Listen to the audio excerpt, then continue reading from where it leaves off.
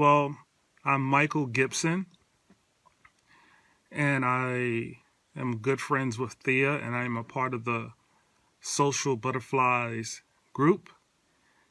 Butterflies are male, just in case you were wondering how is a man part of the group, but butterflies can be male and or female. That's just a free little nugget, free little tidbit. God bless you, Susan. I hope you have safe travels and safe passage. And just know that God is for you. If God is for you, He's greater than the whole world against you. So today, hey Tandy, I'm normally a fly-by-night type guy. I just try to speak. Hey Cindy Lou, I try to speak from my heart. I try not to be too scripted.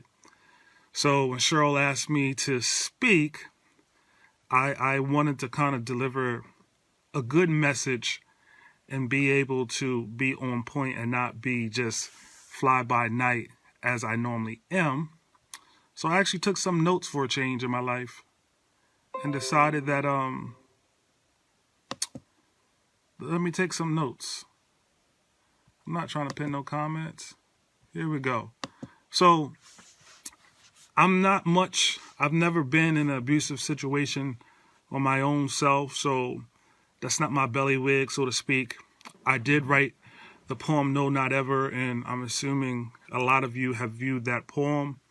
That poem was just birthed from hearing all of the people that I'm connected to, specifically Altavis and Thea, and even Cheryl, and even Yolanda Poe. So there's a lot of great people that I listen to, that I'm connected to, that gives me the ability to kind of hear what the people say.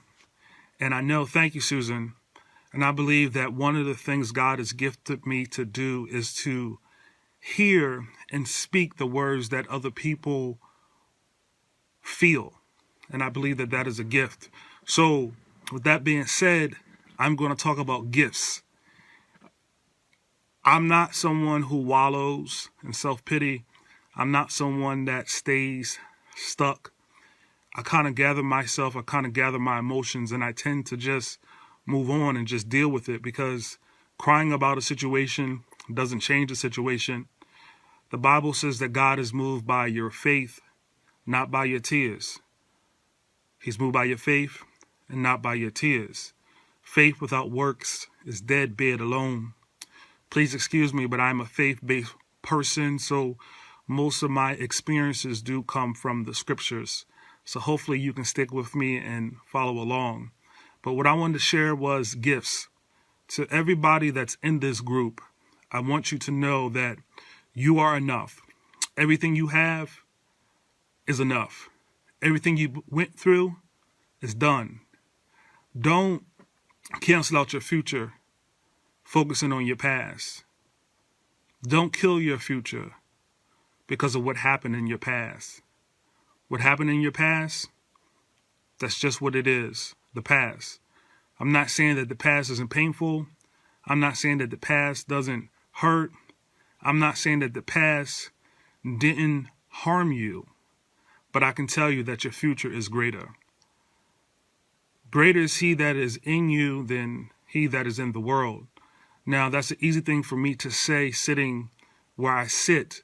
And you might say that there is nothing great inside of me. So that's why I wanted to talk about gifts. I'm not going to be before you long, but I'm going to try to make this quick as possible. If you have any feedback or if you have any questions for me, I can see your comments and, we can kind of go along. So gifts. So what is a gift? So I'm going to give you a definition of what a gift is. And let's see here. A gift is the inherent capacity to fulfill a function that meets a need in creation. So I'm going to repeat that. A gift is an inherent capacity to fulfill a function that meets a need in creation. So never let anybody tell you that you don't have a gift. You have a gift.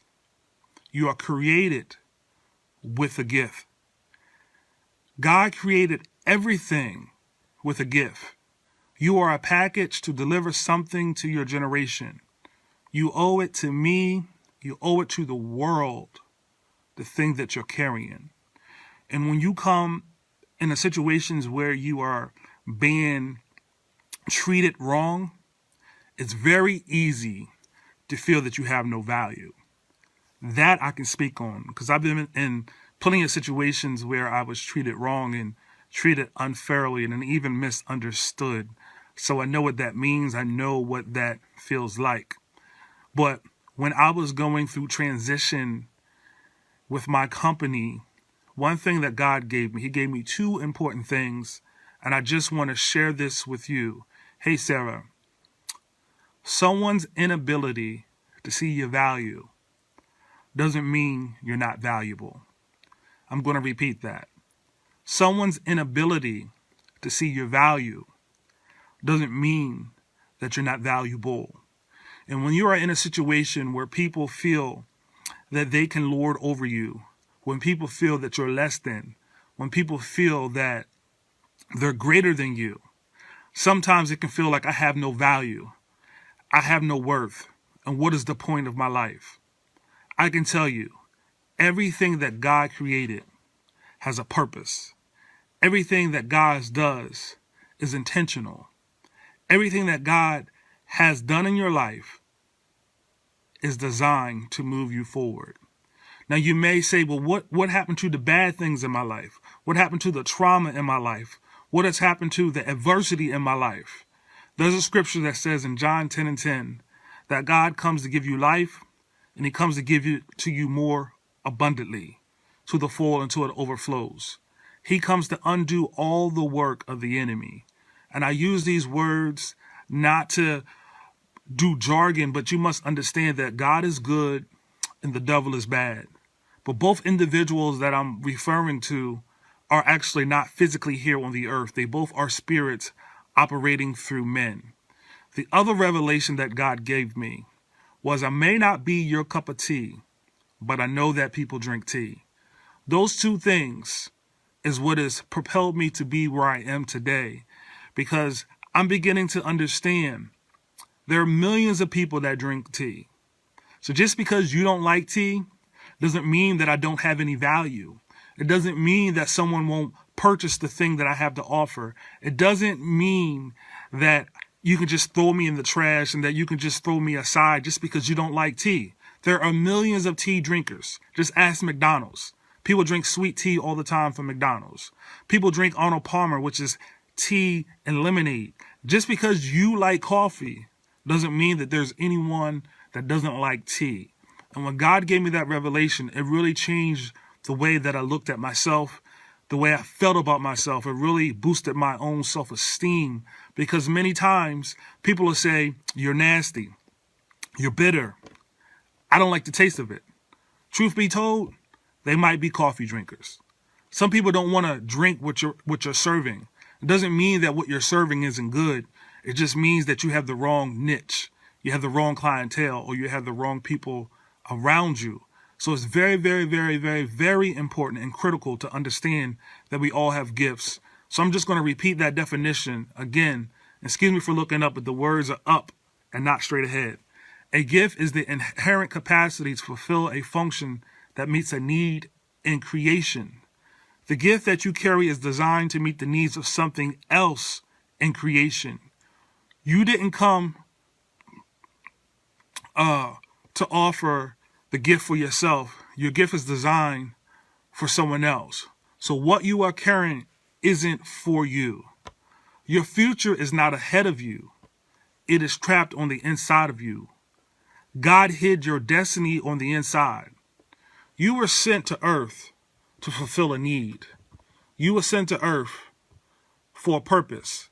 And many times people can swindle you and bamboozle you to say that you don't have any worth, that you don't have any value.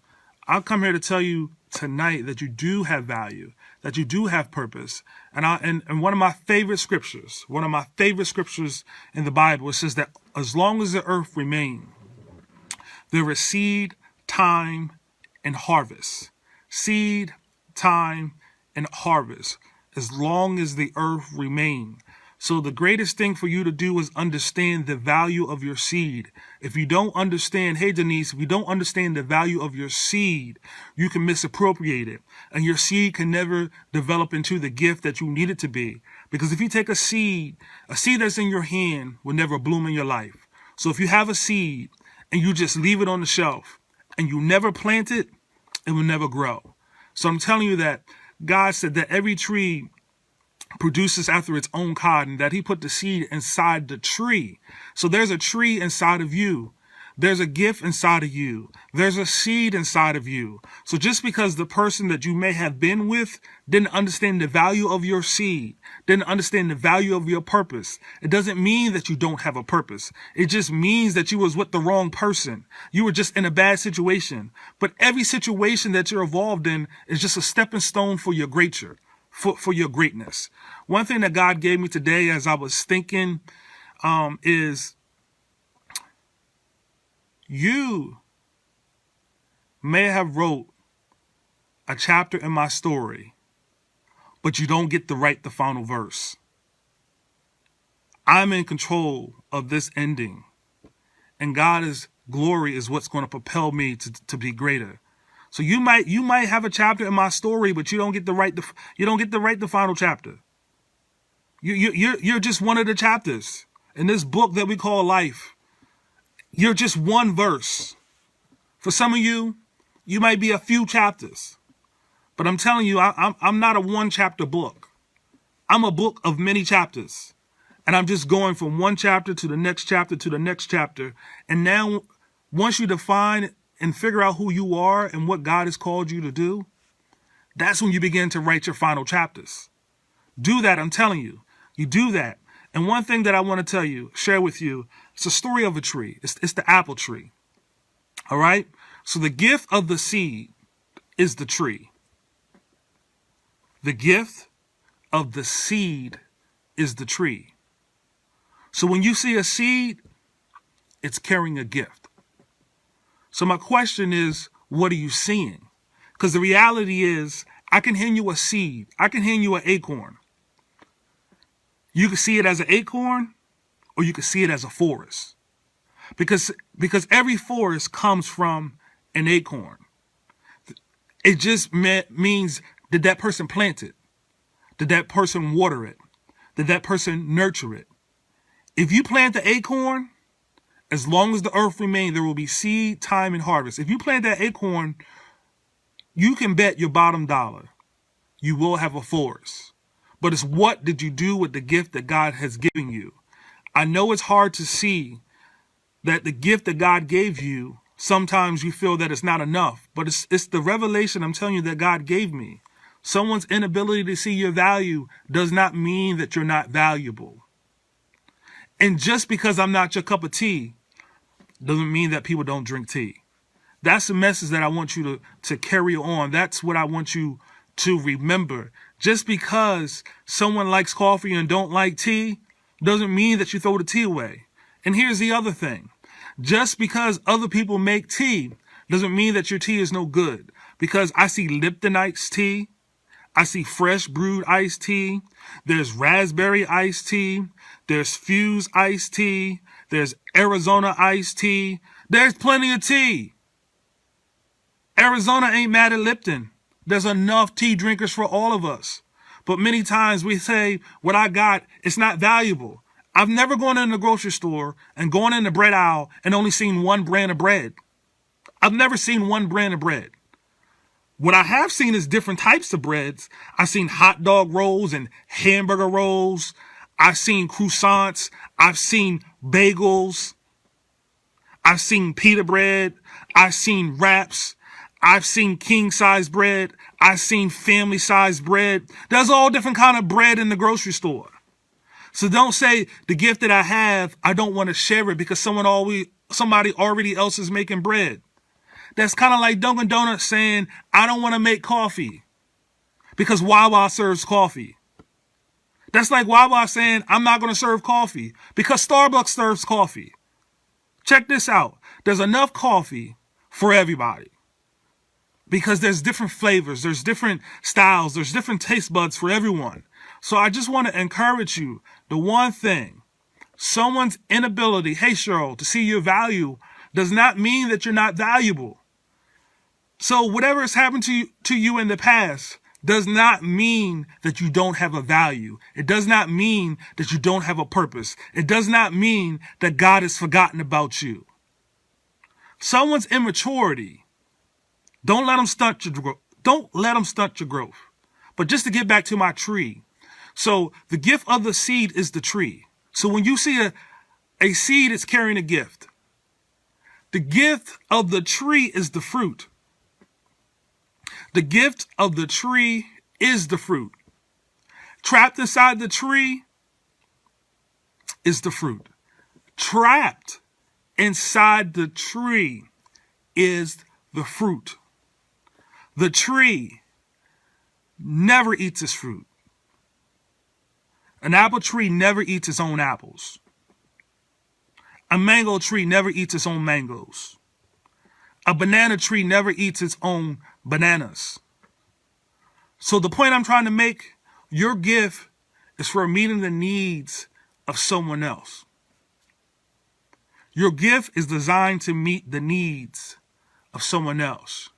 But one very important thing that I want to leave you with, one reminder that I want to leave you with. When people go to the apple tree, they don't go to the apple tree to look at the bark. They don't go to the apple tree to even examine the leaves. They don't go to the apple tree to look at the branch structure. They go to the apple tree for the fruit. So when people come to you, they're not coming to you based on what you look like. They're not coming to you based on what you've been through. They're not coming to you based on your limitations. They're coming to you based on the fruit that you bear. The fruit that you bear. It's all about the fruit that you bear. I want to encourage you tonight that you are enough, that you are a jewel, that you have a gift. You are enough. What you say, Cheryl, $100 bill that is dirty, torn, crumbled is still valued at $100. Yep, yes it is. It's still valued at $100. So when people come to the orchard and they begin to pick those apples, they don't care the condition of the tree. They only care about the condition of the apple. The apple is the fruit of the tree. The apple is the gift of the tree. What does that got to do with you, social butterflies? What that has to do with you, I don't care that you've come from a bad situation. I don't care what you've been through. It's about what you're going to do.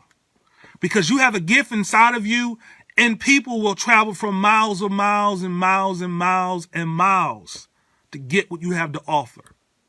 People will come and travel for your gift. People will do anything for the right gift. Because your gift is not designed to serve you. Your gift is for someone else. So remember, it's not what you look like. It's what you have to offer. It's the fruit. It's the fruit that you have. And God has given us all a seed. God has given us all something that we carry. We all have something to offer.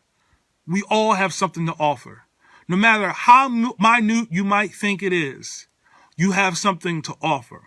What you have to do is change the way you think and the way you feel about yourself. I know that is hard when someone is berating you, when someone is belittling you, when someone seems as though they don't care about you. But I can tell you one thing. I know somebody that looks beyond all your flaws and all your faults, and that will love you unconditionally. He will love you unconditionally. And if you begin to look and ask the Heavenly Father for help, I guarantee you that He will give you a strategy, that He will connect you with people. He will put you in a group like this, where someone can begin to help you to refine the fruit that you have. The gift that you have is the source. The gift is the source of value to the created thing. The gift is the source of value to the created thing. So the value of the apple tree is in the branches. The value of the apple tree isn't the bark. The value of the apple tree is the apple. The value of you is the gift that you have. Your value comes from your gift. Your gift is the source of your value. If you never find your value, you will never be good to any of us. Your value determines how much you make. Wealth is based off of your value. Your gift can never be learned, only refined. Your gift is what makes room in the system. Your gift is so powerful that your enemies will come and pay you for it. That's how powerful your gift is. So let me give you a story, just to kind of back up what I'm saying. And if you have any questions, you are more than welcome to ask me them. But imagine this. Why is your gift so valued that your enemy will come and pay you for it? Imagine you're in a castle. And you are in a castle that has a moat. A moat is a body of water that surrounds the castle. And let's say in that body of water, there's some crocodiles and there's some alligators, things like that. And that castle is on fire. And the only way for you to get across that moat, you need a bridge. But guess what? All your resources are burnt up because there's a fire in the castle. But somebody on the other side of that moat is your sworn enemy. And they have a nice, long aluminum ladder. But this is your sworn enemy. But guess what? Your home is on fire. An intelligent individual will say, hey, could you lend me a ladder and lay it down so that it can become a bridge? When people are in trouble and when people are in desperate and they see that you have something that they need, they will come to you. So even your enemies will pay for your gifts when they see the value in it. And usually people see the value in it based on their needs. So I just want to implore you to know that you're valuable and that you have a gift. And you may say, Michael, I don't know what my gift is. I don't know what I'm good at.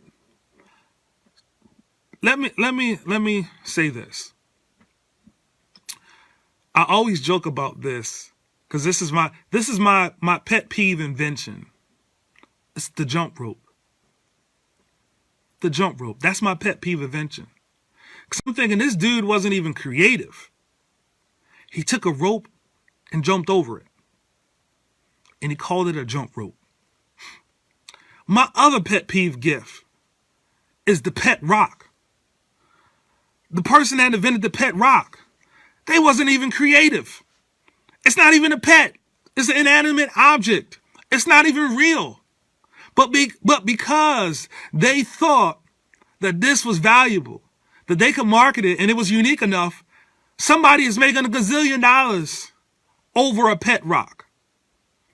So if someone can make money over a jump rope, and someone can make money with a pet rock, I'll give you another invention. There's just a circle and it's plastic and you got to wiggle your hips. And it's called a hula hoop. People are still buying hula hoops. It's just a plastic circle. I'll give you another example. It's just a round disc and it's plastic and people throw it. It's called a frisbee. People buy frisbees. So please don't tell me that you don't have anything to offer. You have something to offer. Because somebody can sell a pet rock, somebody can sell a jump rope, somebody can sell a frisbee, somebody can sell a hula hoop. You have something to offer. It's just about looking at what you love to do and what you're good at. I went to school for electrical engineering. I did not go to school for writing. I played music because that's the gift that God gave me. I didn't go to school for music, but I can play some music. The gift that you have can be refined, but it's never really learned. it can be refined.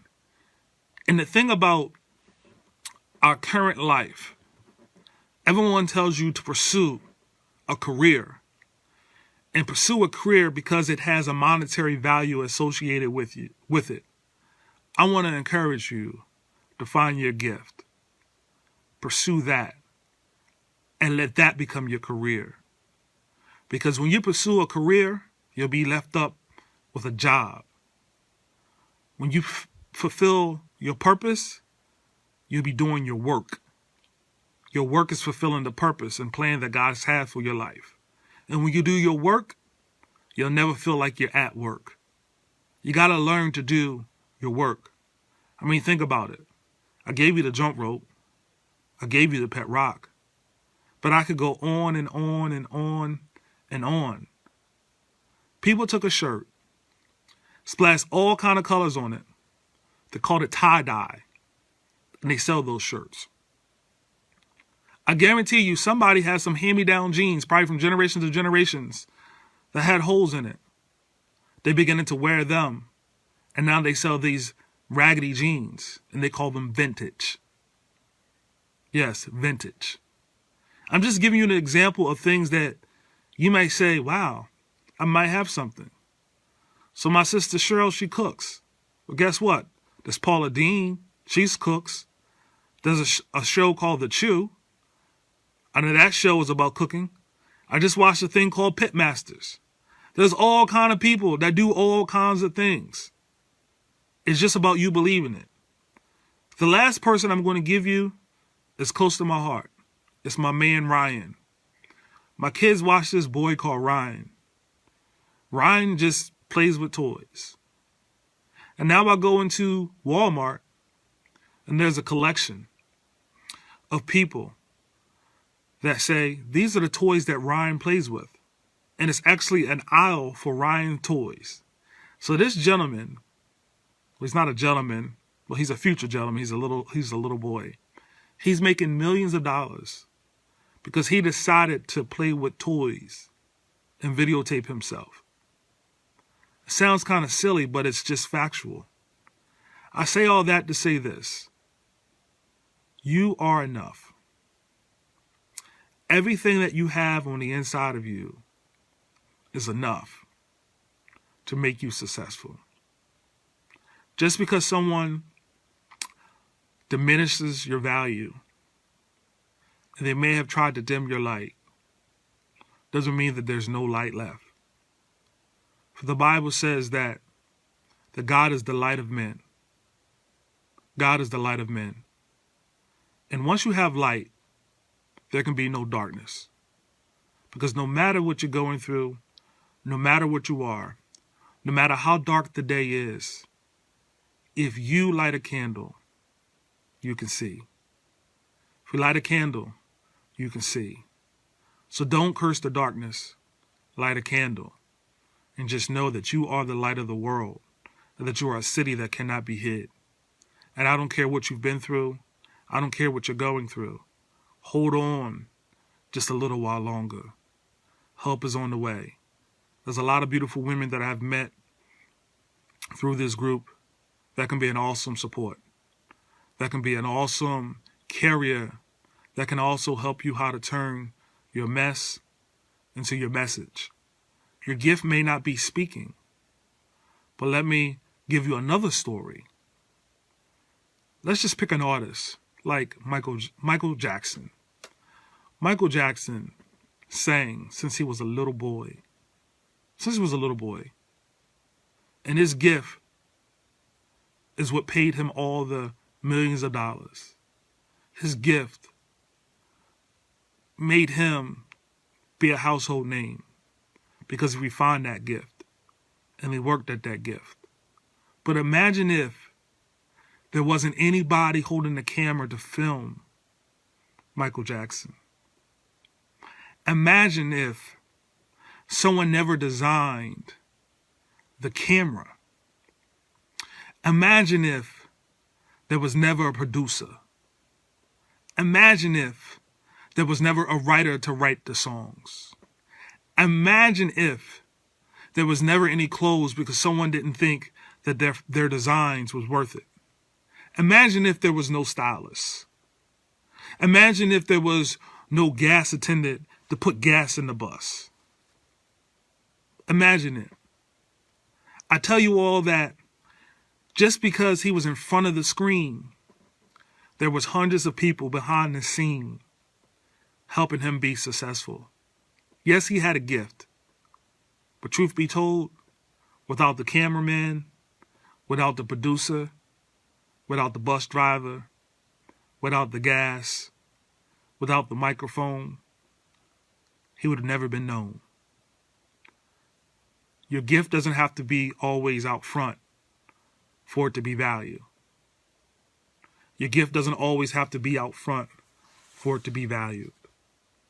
So don't think you got to be comfortable coming in this group and getting on this camera and talking. Don't think that you got to make a video like I made, or you got to cook like Cheryl made, or you got to write a book like Altavis. There's many things that you could do that is just as valuable. Maybe you run copies. You don't have paper books without people to make the copies of the book. Just saying. There's many things that you can do behind the camera or behind the scenes, so it's just as valuable as the things that is in front of the screen. So I'm going to just close with this. Just the 2 revelations that God gave me. And I hope that this encourages you. And you can share this message out if you like, because I'm not talking about anything that's really super deep. But the 2 revelations that God gave me, and I just wanted to share with you. Someone's inability to see your value doesn't mean that you're not valuable. And just because I'm not your cup of tea, I know there are plenty of tea drinkers. So I just want to encourage you to get in the game, find what you're good at. And if you don't know what you're good at, it's probably the thing that annoys you the most that you can speak to. That's the thing that someone will pay you for, the solution. And if you're still in a situation that you feel stuck, seek help. If you need motivation, if you need inspiration, I'm pretty sure there's somebody in this group that you can call, that you can instant message. I don't want to speak for everybody, but I'm pretty confident that I know about 10 people in this group that I know that specifically that you can message them and they would help you, that they can inspire you. So I just want to pray that God guides you, and that I hope that this encourages you to know that people come to the apple tree for the fruit. They don't care if someone carved their name in the tree. They don't really care if a branch got broken off the tree. They don't even care if all the leaves are not vibrantly green. They're only coming for the fruit. God has given us all a gift. And our gift is the fruit that we produce. So get off the sidelines, start producing fruit, and have a blessed night. Thank you, Cheryl, for sticking in. Does anybody have any questions before I sign off? I see there's 2 people on here. So before I check out, I just wanted to open that up. If not, I'm gonna say goodnight to you. Peace and blessings. And again, I'm Michael Gibson. I'm a friend of Thea and the Social Butterflies. I speak almost every Thursday on why I go to church, and I just try to provide inspiration. The other thing that I do is I write under the name Biblical Poet, and I just try to share God's love and His Word, one poem at a time. If you would like, you can follow me there. I do write under there. And I just consider myself a creative writer who's trying to speak on socially relevant issues from a faith-based lens.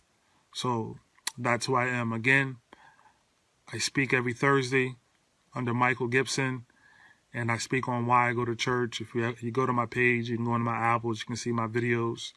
I got about maybe 60 of them, but it's just giving you why I go to church, and I just try to speak from my heart. And the other thing that I do is I just write. So if you ever want some encouragement, if you want to ever hear something in prose, I don't consider myself necessarily. I know what I do, and I know what I'm gifted at, since I spoke on gifts this whole time. Good evening, Miss Ewing. But writing is just something that gives me a release. It gives me, it just gives me an opportunity just to kind of express myself in a way that that is freeing to me. So since Facebook was acting crazy, I don't know why it does what it does. But I'll share something small with you, and then I'm gonna say good night because I actually gotta go work out. Yeah, you gotta work this body. After you get a certain age, it acts special on you. It's not like we little kids anymore. So let me see. What do I have that's good? So who's here? I see a couple people here. So I'm gonna give you two things. I got something called Superhero that I can read before I go to bed. So Superhero is just about putting God on. And I have something called, let me see. I got Stay Strong. So you got Stay Strong or Superhero.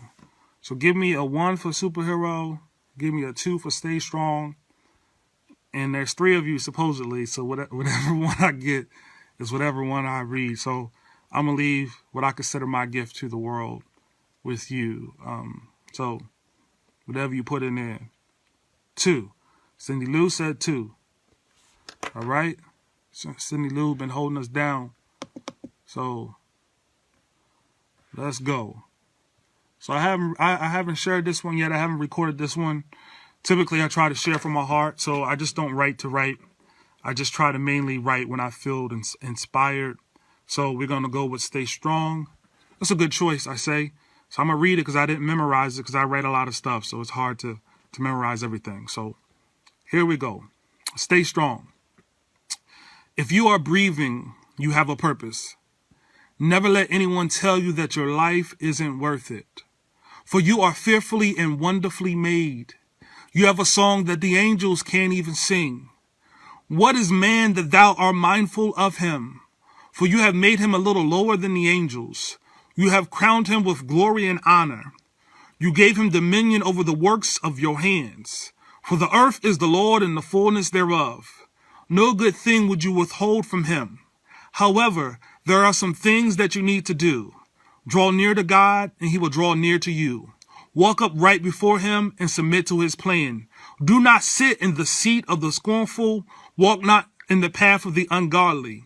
Then you will see the plan that God has provided. Where you are right now, you don't have to stay. You need to know that God has already paved the way. God doesn't create nobodies. Everybody with God is somebody. Society may have abused you and left you for dead, but my God can resurrect the things that are dead. He speaks to dry bones. He waters the dry places. The struggles in your life are only preparing you for your greatness. Turn your pain into a message. Your authentic voice is the source of your prosperity. As long as there is breath in your body, you are actually rewriting your history. So pick yourself up from the ashes and rise. Never despise small beginnings, because it's not about how you start, but how you finish. Stay Strong by Biblical Poet. Hopefully that encouraged you, and just be blessed. Just be blessed. And thank you for the opportunity just to share with everybody. Again, you can connect with me under Biblical Poet, or you can connect with me under Michael Gibson. Thank you, Miss Ewing. You can connect with me under my name. And again, I share on why I go to church on Thursdays. But be blessed. And we do have a gala coming up for those of you that are in the Philadelphia area. Just look out for that under Thea's page. That'll be happening in Philadelphia on November 30th. And it's going to be an awesome time. It's going to be just a great time of fellowship. So if you could make it out to Philly, come look us up. I will be doing the No Not Ever poem live there for a live reading of that. So just keep us all in prayer and keep Thea uplifted as she still recovers.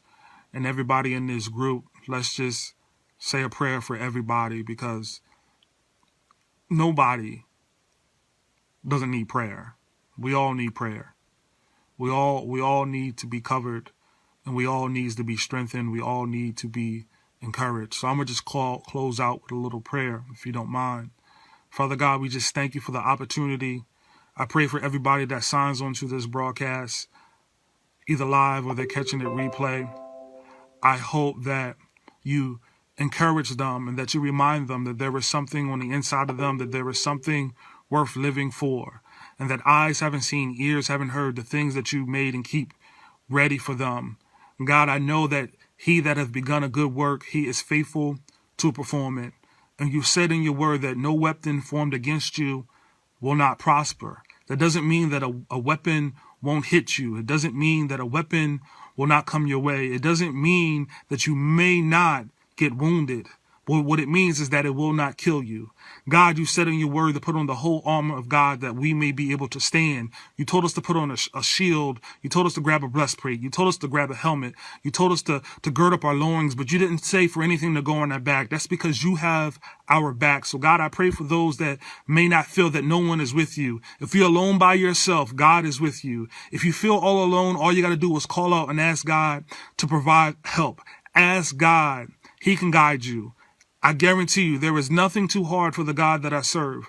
And I'm not trying to make this super spiritual, but this is just who I am. This is just the fabric of my being. So I hope and pray that you know that God makes a way out of no way. I say God is like the bat cave.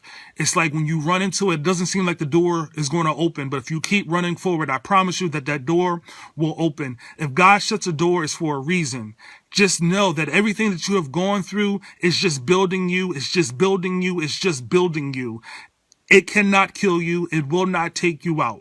It cannot kill you. It will not take you out. I declare the word that says that I shall live and not die and declare the works of the Lord. So God, we bind the hands of anybody that is under oppression, anybody that is being depressed, anybody that has thoughts of suicide, anybody that is in vicarious situations. God, that I ask that you lead and guide them and you get them out. God, I pray that you just give them hope in a future, God. God, I hope that you increase their faith. God, I hope that you keep them strong. God, I thank you that they have a strong finish. God, I thank you that they have a strong finish. God, I thank you that they know that their ladder will be greater. God, I thank you that they know that their ladder will be greater. God, I ask that you give everybody that may have been abused, that may have been struggled, that may have been hit, that you give them double for their trouble, that you give them double blessings for everything that they went through. And know that whatever the enemy meant to for your downfall, that God is going to use it for a stepping stone for your future. Just don't stay stuck where you are. Just finish strong. And it's in Jesus' name that I pray. Amen. Thank you for everybody that tuned in. Be blessed. This is Michael Gibson. Have a great day. Great night. A great evening. Goodbye.